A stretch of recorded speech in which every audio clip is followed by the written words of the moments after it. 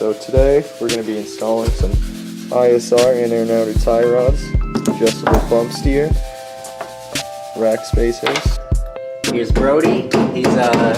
He's doing some tie rod work here. Brodie, why don't you explain some of the stuff you're doing? Alright, so right now I'm peeling back. Let me see if I can actually. Alright.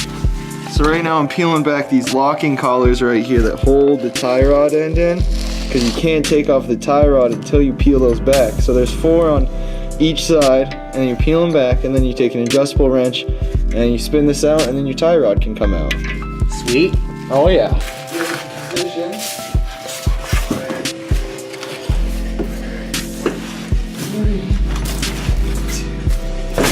Oh no! Well, back to square one. Alright guys, so got the stock tie rod out right here, and this is the ISR tie rod. What you want to do is just try to make it the same length as the other tie rod, and then just take an account for the spacer right here. So where the threads would stop on the steering rack, you want to line up where the threads would stop on this. And then you get some blue Loctite to ensure that it's not going to move anywhere, and then throw it back in. We just recently upgraded from the shitty eBay wheel to a decent Momo steering wheel. The horn doesn't work still because it's not in the car at all, as with most things. And we also made this wood panel here. I mean, if you can recall from the first episode, it was a shitty piece of metal. It's still not mounted properly, but have the BR mounted in here. This is wired up to the reverse lights because the reverse lights didn't work and we're too hacky to figure out how to wire it up properly, so switch it is. Overall, the interiors came along pretty well so far. There's a lot more to do though. Now, I'd say that the engine bay is probably the most cringy part of this entire vehicle. The entire thing is obviously hacked together, as we already all know.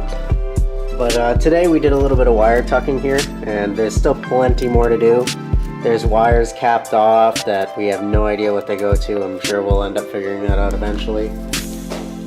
Brodie bought some Origin fenders.